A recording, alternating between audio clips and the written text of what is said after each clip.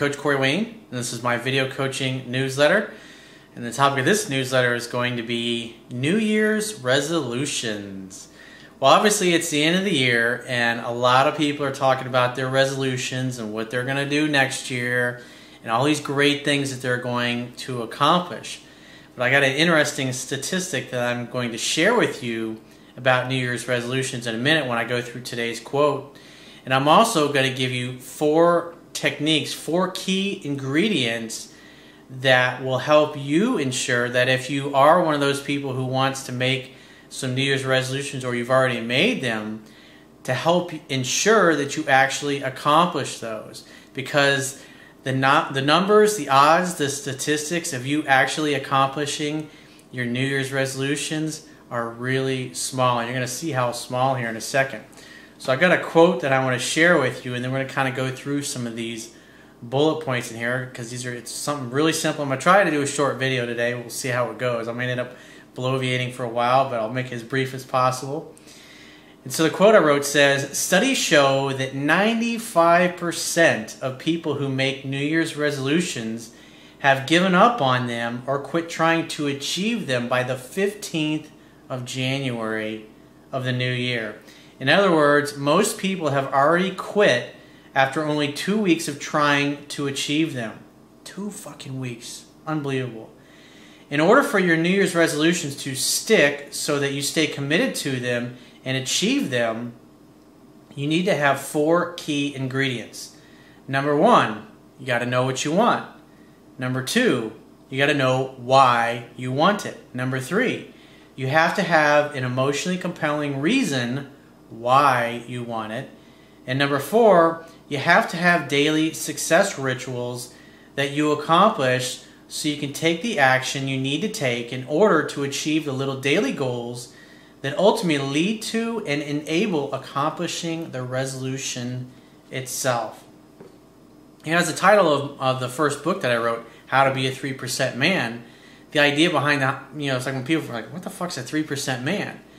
Well, when you look at the numbers, it's only a small percentage of people have all of the wealth in the world. And when you look at like professional athletes on any level compared to the amount of people that are on the planet, only the smallest percentage of people actually make it to that level, to achieving their goals and achieving their dreams. And it's all really a result of the standards that you have for yourself. I remember years ago, I was listening to Tony Robbins. He was talking about when he sat down with Michael Jordan and actually did an interview with him, and it was literally when he had the last game of his career when he retired. And he basically said to him, he's like, "How did you accomplish everything that you've accomplished?" And he basically said, "Well, I'm not going to bullshit you, Tony." He says, "It all boils down to one simple fact, and that is standards. I have standards that are higher for myself and that anybody else, my coaches, my teammates, my fans, anybody around me. He has standards that are way higher than for himself than anybody else would think that are humanly possible." And you think about that for a second. You've probably heard me talk about the NBA basketball player who's currently playing. He plays for the Miami Heat. His name's Ray Allen. He's the NBA's all-time leader in 3-point scoring. You say, well, why is that? And just last night I was watching a game with the Heat. And what's he doing? 3-4 hours. This is a ritual that he does every single time before he has a game. And he just, repetition's the mother of skill. It's just like Aristotle said. Excellence is not a singular act. It's a habit. You are what you do repeatedly. So 3 or 4 hours before every single game, what is Ray Allen doing? He's out there taking shots. He's knocking down 3-pointers. He's running all over the court, jumping around, catching balls, passes, turning around, and taking shots. And if you watch him when he plays this game, he does that a lot. He runs all around the court, and because he rehearses and he practices literally every day making shots, that's why you see, and if you watch the finals last year when the Heat won the finals in that game 6, 26 seconds left. I think they were down by 6 points or more. I can't remember the exact amount. But I was watching this thinking, oh my God, these guys are going to fucking lose. I cannot believe it. They're going to lay an egg right there. They were bringing out the tape around the the court itself, getting ready to have the trophy ceremony for the Spurs. And obviously all the Heat players were watching this. And it just, I mean, it really looked like it was over. And Chris Bosh, one of the other players in the team, gets the ball and he just dumps it right over to Ray Allen. And he just literally, as he's stepping behind the line, he jumps up in the air. He throws it and boom, ball goes right in. Hits a three. So now they're only 3 points away from tying the score. And I can't remember who else got the other points, but they basically end up tying up the game, and then the game went into overtime, and they ended up winning. And then when they had a Game 7, they won Game 7. Well, it's fascinating because I've got the NBA package this year, is I'm watching every single Heat game. And what's amazing is, like, you think about it, these guys have been to the finals 3 times in a row. The last 3 years in a row, they've won twice, and so you've got everybody in the whole league is gunning for these guys, is trying to beat them. And it's like every game that I've been watching, it's like it literally comes down to the last possession of every game. It's like, so what's the difference? What's the difference between why is it that the Heat more often than not are able to pull off a victory? I mean, obviously they've got LeBron James, who's right now is the best basketball player in the world. But they all have very high standards for themselves, like Ray Allen, LeBron James, Chris Bosh, Dwayne Wade. I mean, they're just stacked with talent on their team. And so and when you look at the whole organization itself, like when you watch NFL football, it's the same thing. I'm a Miami Dolphins fan. You probably heard me talk about that. And a lot of those games, it like literally comes down to the last possession, the last few seconds of the game is where the game is won. And it really comes down to, like I was talking about earlier, standards. What are the standards that you have for yourself? When you look at it, it's like you look at people that have a lot of money, and they make a lot of money, and then they lose a lot of money. They always seem to find a way a few years later to earn it back and then some. Well, why is that? It's because that's their standards. They expect to earn a lot of money. They see themselves as having a lot of value to offer the world, either through a product or service, working for somebody else or working for themselves. Or you look at somebody else who is like perpetually just barely paying their bills. Their standard, in essence, is, what's interesting is whatever our identity is that we hold of ourselves, in other words, what we believe that we are, our brain will focus on making sure that we meet that standard. So if your standard is, most of the time I pay my bills, that's pretty much how you're going to live your life. Most of the time you're going to have enough money to pay your bills. The average person tends to have the mindset of, I always pay my bills. So they tend to earn just enough to pay their bills, but never enough to really have the kind of lifestyle they want, versus somebody that's very successful and they have lots of money, lots of success. Like for me, when I was younger, I remember this like it was yesterday. I remember when I was 16 years old, I was at a buddy's house, and we were staying over for the weekend, and his uncle, he lived with his uncle, lived on the water on the Intercoastal in Fort Lauderdale. They had this big multi-million-dollar mansion, 2 stories. It was beautiful. All his glass windows overlooking the Intercoastal. Very, very nice people. And it was gorgeous. And they had a housekeeper. They had a whole 9 yards. His cousin, who is actually his cousin's father, that owned the house. He lived there with his wife and his family, and he drove a Porsche to school. And it's like those were just their standards. And I remember being around them. I'm thinking, this dude ain't any smarter than I am. He's just a regular guy. And so that's what you notice when you get around other really ultra successful people, famous people, and you get to know them. You realize they're just regular people. It's like, so what's the difference? What's the difference between people that achieve amazing things and people that just kind of are getting by? It's really the standards that you have for yourself. It's the same thing with getting in shape and taking care of your body. Now, I'm not Mr. Olympia or anything like that, but I've always run, played sports, worked out, done things to take care of myself, because I literally physically can feel the difference between when I work out versus when I eat kind of shitty and I eat some junk food and I don't work out as much, and I don't like the way that feels. And therefore, since I don't like the way that feels, it's, if I decide to be lazy, I mean, obviously we're just going through the Christmas holidays, so there's lots of parties to go to, there's always plenty of junk food and booze and stuff like that around, and you're feeling kind of lazy because Everybody's hanging out with friends and family this time of the year. And obviously you're going to partake in having those things. But at the end of the day, you know, you go and drink a bunch, you're going to feel it the next day. And like for me, whether it's eating chocolate cake or I have a few beers or a little small tub of Ben & Jerry's ice cream, my standards are I don't like not feeling healthy. I don't like feeling mentally sharp. I mean, it's been years since I've got a cold or I've been sick. And when I was younger, I was getting sick all the time. It's like, so my standards are is I want to take care of my body, because not only do I want to look good, I want to feel good. That's what's most important to me as far as like taking care of my body is I want to feel good. And by eating right, juicing vegetables, eating salads, working out, getting network chiropractic adjustments, I spend a lot of time and a lot of money on taking care of my body.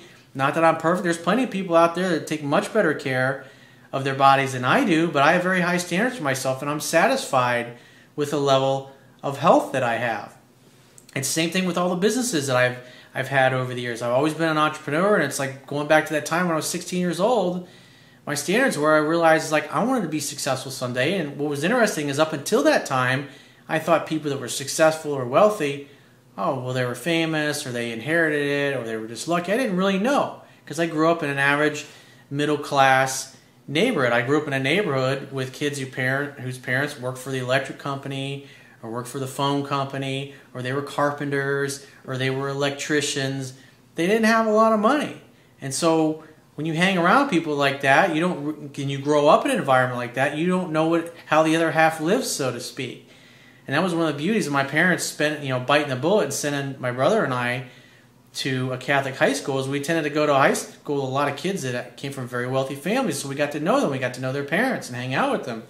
And I realized that they ain't any smarter than me. There's obviously a few small things that they're doing, and it's like, that's kind of started me on my hunger to want to study what the difference is, why certain people succeed and achieve their dreams, and the majority of people are just kind of making enough to kind of just scrape by.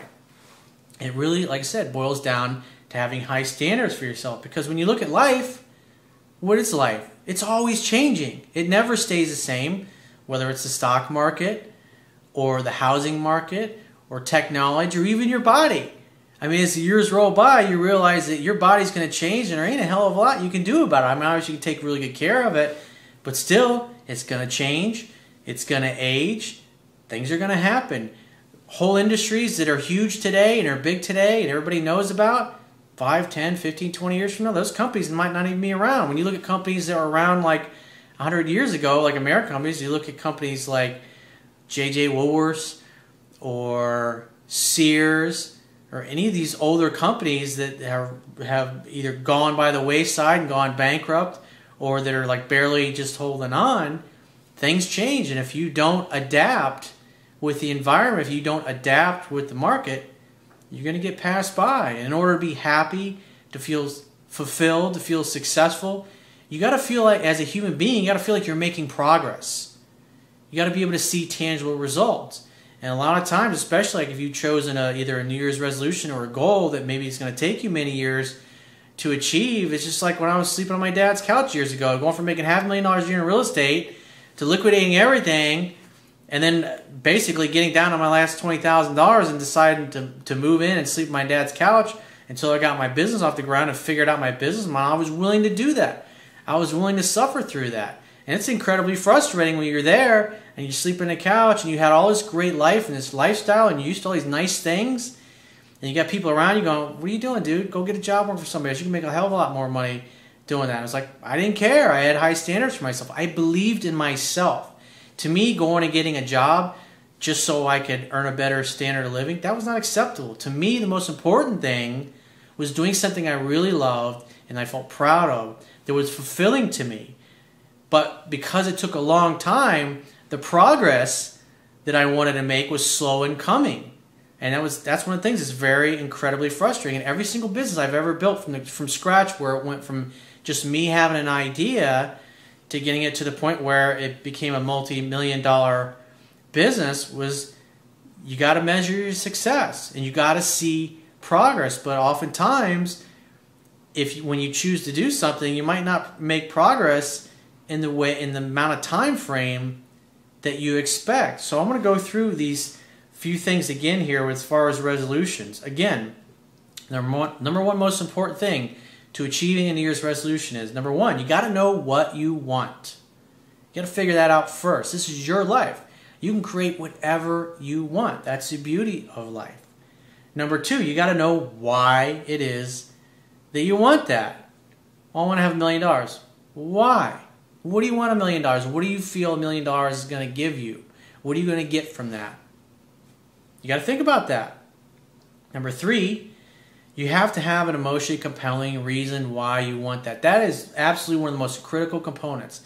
Because if you don't have an emotionally compelling reason, you won't do things like sleep on your dad's couch or build your business out of the garage and work for an employer that you can't stand for several years until your business is making you enough money where you can tell your boss to kindly take his job and shove it up his ass sideways. You won't be willing to pay the price unless you have an emotionally compelling reason, something that you're really excited about, something that causes you to be willing to have less of a standard of living, if you will, or go without certain material things that you, whether it's eating out all the time or having a nicer car. It's like you're obviously, as far as running your household budget, your revenues need to exceed your expenses. And if you're an entrepreneur like I am, but you have a vision and you believe in yourself and you know what you want, you know why you want, you have a compelling reason why you want that, you'll stay committed and you'll sacrifice instant gratification for long-term success like I was able to. Because in my mind, even though my bank account didn't have millions of dollars and my assets were millions of dollars like they once were when I was in real estate, I didn't look at myself and say, oh, I'm poor now. I didn't think that way at all. To me, I was still the same dude when I lived in $1 million house in the lake.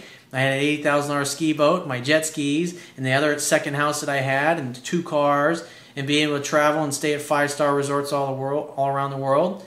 I didn't feel like I was somehow less than. I was kind of pissed off and irritated that I was in that position. But hey, these are my choices. My best thinking got me to where I was. And so I was willing to suffer and sacrifice because to me, I knew eventually down the road the payoff was going to be huge. And obviously now, today, I'm enjoying the fruits of all that labor and all that suffering and that frustration and that lack of progress that I saw in the short term. I look back on that and I'm grateful for that. It humbled me, but it also helped me to really appreciate what it is that I have now. Because when you go without something that you're used to having, especially like a good standard of living and nice material things for a long period of time, when you're used to having that for many years or even decades, when you get all that stuff back again, you really appreciate it. And so number 4, the fourth thing is you got to have daily success rituals. What are those? It's like if you want to lose 50 pounds, you got to change what you're eating. You obviously got to move your body. It's like you got to eat less and you got to exercise more. It's really simple, but on a weekly basis, we're going to work out 3 days a week, 4 days a week, 5 days a week. You got to figure those things out. If you're starting a business, there's a certain, and it's a type of business that's never been built before, and you don't really have much of anything you can model the success of to speed up your results.